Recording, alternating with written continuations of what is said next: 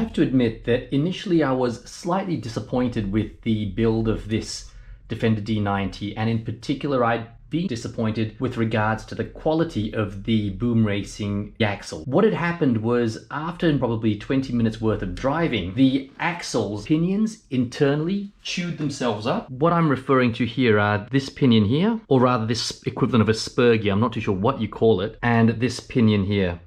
And they essentially just ate themselves up, and that was a result of lack of shimming. Now, I have to admit that I should have checked that carefully. Whilst this came as a ready-to-run chassis, I really should have just looked internally, checked the play. Having said that, there is a lot of play in these axles.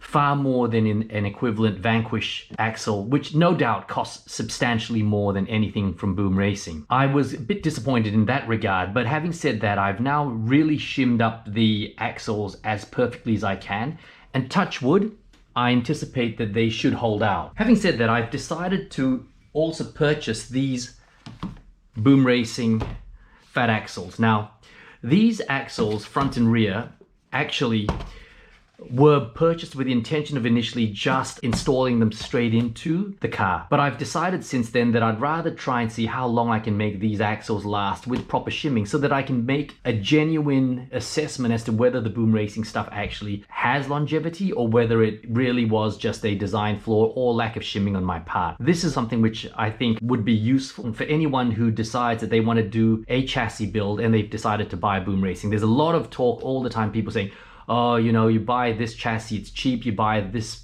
product, it's cheap, it's not this, it's that.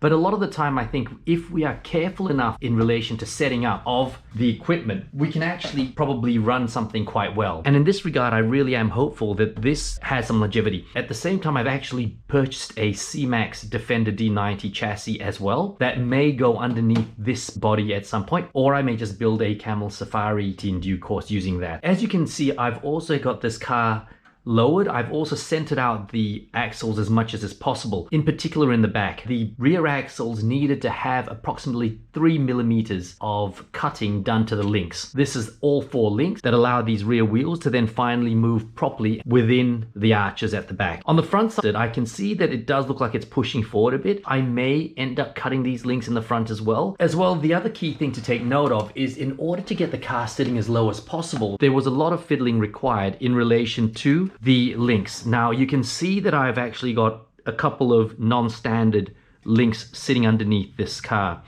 and that is really just to ensure that there is maximum clearance so that this car sits as low as possible, and this is pretty much as low as we can go on a boom racing chassis. With this done, the intention now is to start enjoying the car more, driving it, but also to actually start seeing what else I can do to make it more attractive. And in line with that, I've actually gone ahead now, and where these wheels were pretty meager looking, quite honestly, the quality is quite bad because they just stamped thin metal plates that clamped together to form the wheels. They looked good enough when I was just trying to get the car sorted out. However, I've now decided that what I really want to do is get this car looking a lot more aggressive. So I've gone ahead here and purchased these Krait Rims, and in addition to these I've also decided to get some slightly larger tires. Again, I'm not entirely sure whether this will go well, given that this will push the tires and wheels out. These wheels have got additional offset spaces. It may look good with these more aggressive tires on